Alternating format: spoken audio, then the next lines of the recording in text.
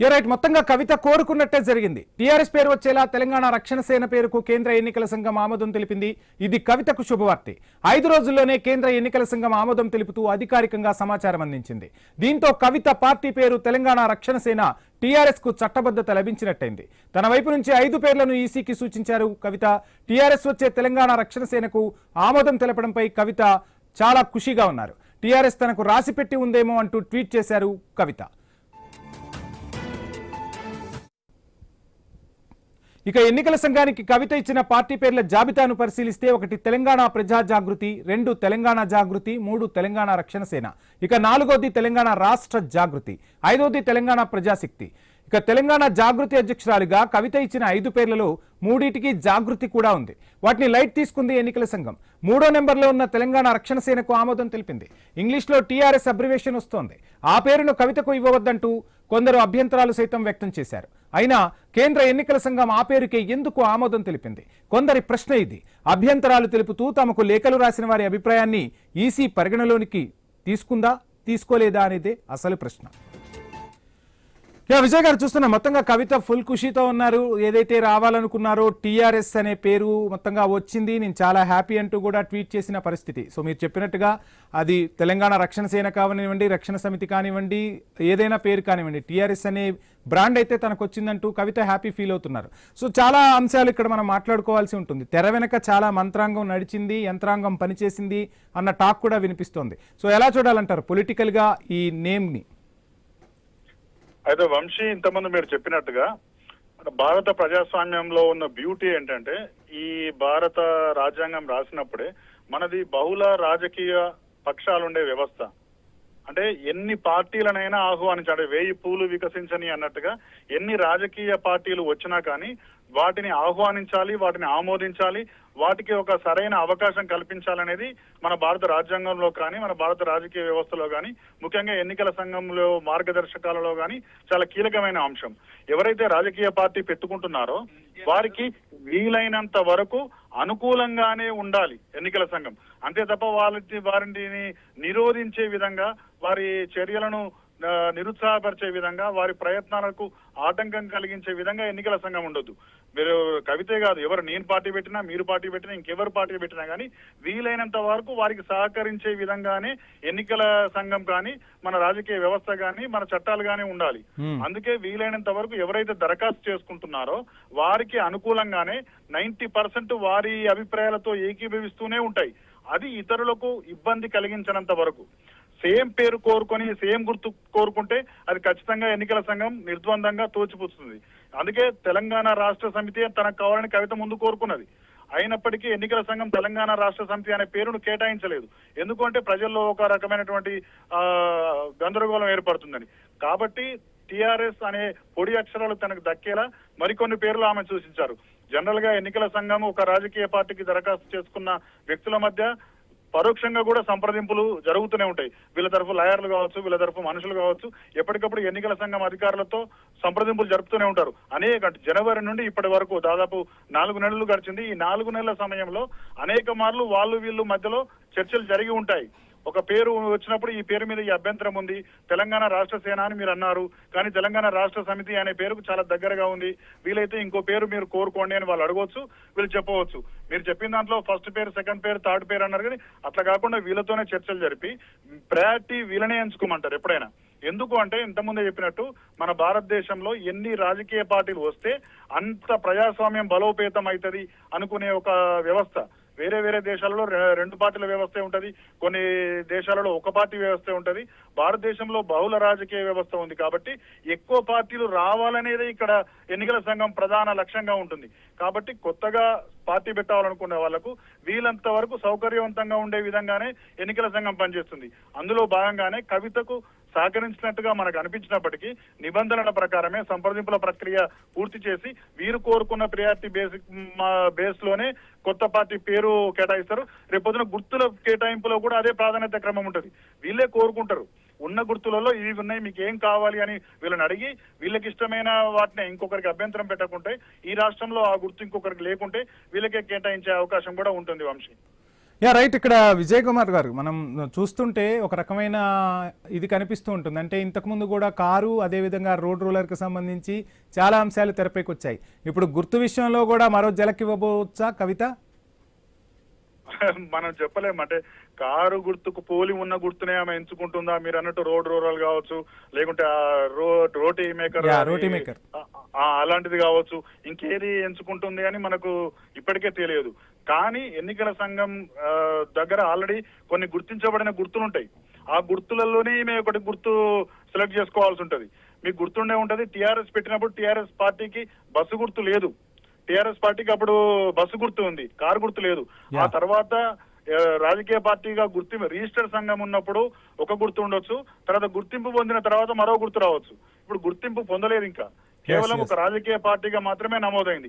అప్పుడు ఎన్నికల సంఘం వద్ద తమ వద్ద అందుబాటులో ఉన్న గుర్తు అది ఆల్రెడీ తెలంగాణ రాష్ట్రంలో ఇంకొకరికి కేటాయించని గుర్తు ఆమె కేటాయించే అవకాశం ఉంటుంది. ఒకసారి గుర్తింపు పొందిన తర్వాత మళ్ళీ ఆ గుర్తును ఉంచుకుంటుందా, కొనసాగించుకుంటుందా, లేకుంటే మార్చుకుంటుందా అని ఆమె ఇష్టం.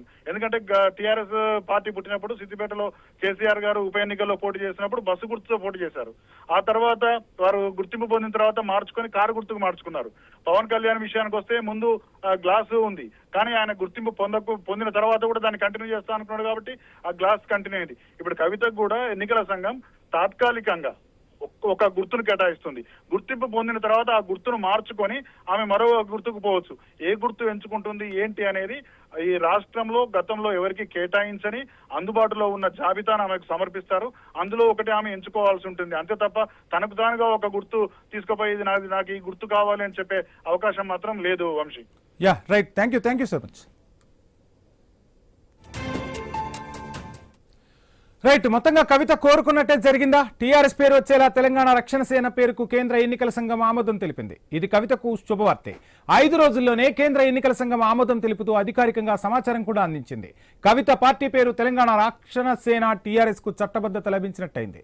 తన వైపు నుంచి వచ్చిన 5 పేర్లను ఈసీకి పంపిన టీఆర్ఎస్ వచ్చే తెలంగాణ రక్షణ సేనకు ఆమోదం తెలపడంపై కవిత ఫుల్ ఖుషీగా ఉన్నారు. టీఆర్ఎస్ తనకు రాసిపెట్టి ఉందంటూ ట్వీట్ చేశారు కవిత.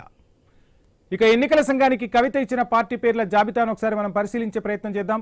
తెలంగాణ ప్రజా జాగృతిగా మొదటి పేరును సూచించారు, రెండో పేరుగా తెలంగాణ జాగృతి, మూడో పేరుగా తెలంగాణ రక్షణ సేన, ఇక నాలుగో పేరుగా తెలంగాణ రాష్ట్ర జాగృతి, ఐదవది తెలంగాణ ప్రజాశక్తి. ఇక తెలంగాణ జాగృతి అధ్యక్షురాలుగా కవిత వచ్చిన 5 పేర్లలో 3టికి జాగృతి కూడా ఉంది. వాటిని లైట్ తీసుకుంది ఎన్నికల సంఘం. 3వ నెంబర్లో ఉన్న తెలంగాణ రక్షణ సేనకు ఆమోదం తెలిపింది. ఇంగ్లీష్లో టీఆర్ఎస్ అబ్రివేషన్ వస్తోంది. ఆ పేరును కవితకు ఇవ్వవద్దంటూ కొందరు అభ్యంతరాలు సైతం వ్యక్తం చేశారు. ఇదే అంశానికి సంబంధించి ఫుల్ డీటెయిల్స్ మా ప్రతినిధి ఏవై స్వామి అందిస్తారు. స్వామి, మొత్తంగా చూస్తున్నాం కవిత మొదటి నుంచి కూడా టీఆర్ఎస్ పేరు రావాలి, తన పార్టీ పేరు అదే కావాలని పట్టుబట్టారు. మొత్తంగా తెలంగాణ రక్షణ సేనకు కేంద్ర ఎన్నికల సంఘం ఆమోదం తెలిపింది. సో ఎలా చూడాలి ఈ పరిణామాలని, ఏం జరగబోతోంది? అంటే వంశీ, ఈ నెల 25వ తేదీన వైపు కవిత తెలంగాణ జాగృతి అధ్యక్షురాలుగా ఉన్నటువంటి కవిత తన కొత్త పార్టీని ప్రకటించారు. కొత్త పార్టీని టీఆర్ఎస్ పేరుతో మాత్రమే లాంచ్ చేశారు. అయితే టీఆర్ఎస్ పార్టీ పేరుతో లాంచ్ చేసినప్పుడు అందులో పార్టీ పేరు పూర్తి ఫుల్ ఫామ్ ఏముంటుందని చెప్పేసి కూడా అందరూ ఆలోచించారు. ప్రధానంగా ఆమె సోషల్ మీడియా డీపీలో కావచ్చు, వైపు అన్ని రకాల అకౌంట్లలో పార్టీ అంతా కూడా తెలంగాణ రాష్ట్ర సేన అసోసియేషన్ అని ఒక పేరు కనిపించింది. దీంతో కూడా అందరూ కూడా డైలమాలో పడిపోయారు. ఏంది పేరు ఇలా ఉందని చెప్పేసి కూడా అంతా అనుకున్నారు. అప్పటి నుంచి ఆ పార్టీ నుంచి ఎలాంటి ప్రకటనలు కావచ్చు, పార్టీకి సంబంధించినటువంటి వివిధ అంశాలు ఏది కూడా బయటకు రాలేదు. కవిత కూడా బయటకు వచ్చి కూడా ఎక్కడ కూడా మాట్లాడలేదు.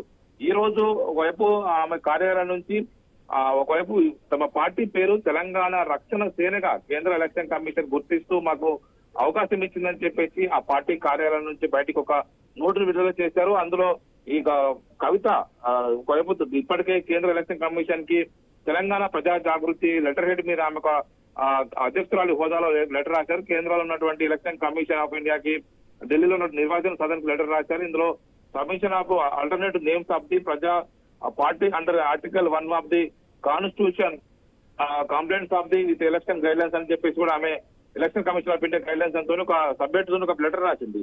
ఈ లెటర్ లో ప్రధానంగా ఆమె 5 పేర్లను సూచించుకుంటూ లెటర్ రాయడం జరిగింది. అందులో ప్రధానంగా తెలంగాణ ప్రజా జాగృతి 1, తెలంగాణ జాగృతి, తెలంగాణ రక్షణ సేన, తెలంగాణ రాష్ట్ర జాగృతి, తెలంగాణ ప్రజాశక్తి. అయితే మనం అనుకున్నట్టు ఇక్కడ అందరినీ కూడా ఆమె వ్యూహాత్మకంగా ఏ మార్చినట్టుగా మనకు అర్థమవుతుంది. తెలంగాణ రాష్ట్ర సేన అని చెప్పేసి ఆమె తొలుత పెట్టుకోవడం, ఇవంతా కూడా చర్చకు దారివ్వడం, అనుకున్నట్టుగా కూడా ఆమె గత జనవరిలోనే ఈ ప్రయత్నాలను కూడా మొదలు పెట్టినట్టుగా కూడా బయట చర్చ కొనసాగుతుంది.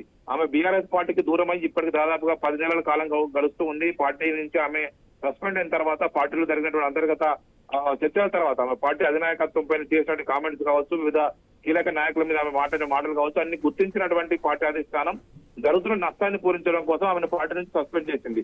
అప్పటి నుంచి కూడా ఆమె తెలంగాణ ప్రజా జాగృతి పేరుతోనే కార్యక్రమాలు నిర్వహిస్తున్నారు. ఒక ప్రత్యేక కార్యాలయాన్ని ఆమె ఇంటి సమీపంలోనే ఏర్పాటు చేసుకుని పార్టీ సంబంధించినటువంటి ప్రయత్నాలు ముమ్మరం చేస్తున్నామని చెప్పేసి ఆమె అప్పట్లోనే ప్రకటించారు. కానీ ఈమె ఇచ్చినటువంటి 5 ఆల్టర్నేట్ నేమ్స్ లో మొన్న ఆమె పార్టీ ప్రకటించినప్పుడు ఎక్కడ కూడా తెలంగాణ రాష్ట్ర సేన అనే పేరు లేదు. కానీ ఈ రోజు వచ్చినటువంటి పేర్లలో తెలంగాణ రక్షణ సేన అనే పేరును కనబడుతుంది. ప్రధానంగా టీఆర్ఎస్ తెలంగాణ ప్రజల్లోకి బలంగా వెళ్ళినటువంటి తెలంగాణ రాష్ట్ర సమితి పేరు ఏదైతే ఉందో వాళ్ళు 2022లో మార్చుకున్నప్పుడు తెలంగాణ రాష్ట్ర సమితిని కాస్త భారత రాష్ట్ర సమితిగా మార్చుకున్నారు. అందులో టీడీ చేసి బీజేపీ చేసుకొని జాతీయ స్థాయి రాజకీయాల కోసం కేసీఆర్ చేసిన ప్రయత్నాల్లో భాగంగా టీఆర్ఎస్ ను కాస్త బీఆర్ఎస్ గా మార్చారు. కానీ మొదటి నుంచి కూడా కవితన్నకు టీఆర్ఎస్ కావాలని ఉద్దేశంతో ఆమె ప్రయత్నం చేసా కనబడుతుంది. ఇప్పుడు ఇందులో కూడా ఆమె తెలంగాణ రక్షణ సేన, తెలంగాణ రాష్ట్ర సేన 2 పేర్లు ప్రచారంలోకి వచ్చినప్పుడు కూడా ఎలక్షన్ కమిషన్ నుంచి తెలంగాణ రక్షణ సేన పేరుతోనే ఆమెకు పర్మిషన్ వచ్చినట్టుగా కూడా ఆమె తన ట్విట్టర్ అకౌంట్ ద్వారా, ఎక్స్ అకౌంట్ ద్వారా ప్రకటించారు. ఒకవైపు ఇందులో ఆమె విధి నాకు వైపు తమ వైపు నిలిచి తనకి అవకాశం కల్పించినట్టుగా కూడా ఆమె ట్విట్టర్ లో వైపు పోస్ట్ చేసుకోవడం జరిగింది. ప్రధానంగా గత కొద్ది రోజులుగా అంటే 25వ తేదీ నుంచి ఇప్పటి వరకు కూడా ఎక్కడ కూడా కవిత బాహటంగా ఇక్కడ మీడియాకు స్పందించలేదు, బయట మీడియాకు అందుబాటులోకి రాలేదు. తమ ప్రయత్నంలో తాము బలంగా ఉన్నట్టుగా కూడా మనకు అర్థమవుతుంది. ఇందులో ఆమె కేంద్ర ఎలక్షన్ కమిషన్ మాకు టీఆర్ఎస్ పేరును ప్రకటించింది. ఏదైనా కొత్త పేరు ప్రకటించాలంటే ఎలక్షన్ కమిషన్ అనేక రకాల ఒకవైపు ఫీడ్బ్యాక్ తీసుకుంటుంది. జనంలో ఆ పార్టీకి సంబంధించిన పేరు ఇంతవరకు ఎవరికైనా ఉన్నదా, దానికి సంబంధించి అభ్యంతరాలు ఏముందని చెప్పేసి పత్రికల్లో ఒకవైపు నోటీసులు ఇచ్చి ఆ ఫీడ్బ్యాక్ ఆధారంగా వచ్చినటువంటి ఎలాంటి కంప్లైంట్ లేకపోతే ఆ పేరు కేటాయిస్తుంది. ఇవన్నీ చకచక పనులు జరిగిపోయినట్టుగా కూడా మనకు అర్థమవుతూ ఉంది. కేంద్ర ఎలక్షన్ కమిషన్ స్వామి, నిన్న మొన్న చాలా మంది బీఆర్ఎస్ నేతలు కూడా టీఆర్ఎస్ అనే పేరు మాకు ఉంటుంది, మేము బీఆర్ఎస్ గా మారినా మాకు కొన్ని సంవత్సరాల వరకు గ్రేస్ పీరియడ్ ఉంటుంది, టీఆర్ఎస్ పై మాకే హక్కులు ఉంటాయంటూ కూడా చెప్పిన పరిస్థితి. సో ఏంటి ఇప్పుడు ఆ గ్రేస్ పీరియడ్ అంశం ఏమైనా తెరపైకి మరలా బీఆర్ఎస్ తీసుకురాబోతుందా? టీఆర్ఎస్ కోసం ఏమైనా ఫైట్ చేసే అవకాశం ఉందనుకోవచ్చా?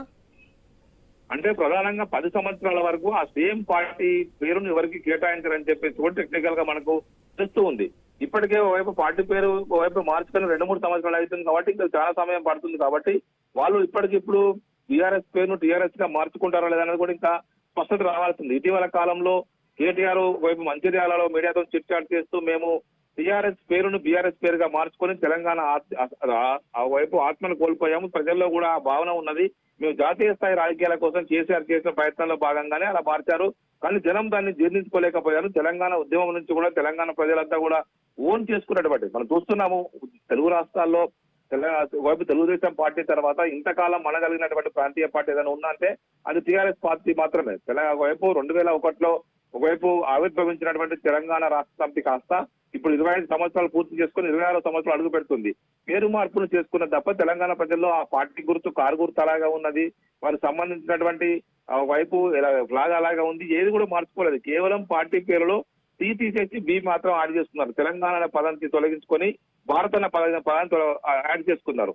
ఇందులోనే ఒకవైపు కవిత బయటకు వెళ్ళిన తర్వాత బీఆర్ఎస్ పార్టీకి వివాదితంగా చెక్ పెట్టాలనే ఉద్దేశంతోనే ఆమె టీఆర్ఎస్ పేరును తనకు కావాలని చెప్పి అడిగినట్టుగా కూడా స్పష్టంగా కనబడుతుంది. టీఆర్ఎస్ అనే అక్షరాలు క్యాచీగా ఉంటాయి, జనంలో ప్రతి ఒక్కరు కూడా తెలుసు. దీన్ని ఎవరు కొత్తగా పార్టీ పేరు చెప్పుకొని జనాలకు పోవాల్సిన అవసరం లేదు. టీఆర్ఎస్ అనే పేరు ఖచ్చితంగా తెలంగాణ ప్రజలు అందరికీ తెలుసు కాబట్టి ఆ దిశగానే ఆమె టెక్నికల్ గా ఆలోచించి వ్యూహాత్మకంగానే ఈ పేరును ఆమె కోరుకున్నట్టుగా తెలుస్తుంది. తెలంగాణ రాష్ట్ర సేన, రక్షణ సేన పేరు ఏదైనప్పటికీ కూడా టీఆర్ఎస్ అనే పదాలు ఉంటాయి కాబట్టి ఆమె దీన్నే చూస్ చేసుకున్నట్టుగా మనకు అర్థమవుతుంది. ఒకవైపు తెలంగాణ ప్రజా జాగృతి అనే పేరు ఉన్నప్పటికీ కూడా తెలంగాణ జాగృతి, తెలంగాణ రాష్ట్ర జాగృతి, తెలంగాణ ప్రజా శక్తి అని అనేక పేర్లు ఉన్నప్పుడు కూడా చివరికి ఆమె రక్షణ సేన అనే పేరునే టీఆర్ఎస్ అనే పదం వచ్చేలాగా చూస్ చేసుకున్నట్టుగా కూడా మనకు స్పష్టంగా అర్థమవుతుంది. Vamshi, thank you Swamy. Land pooling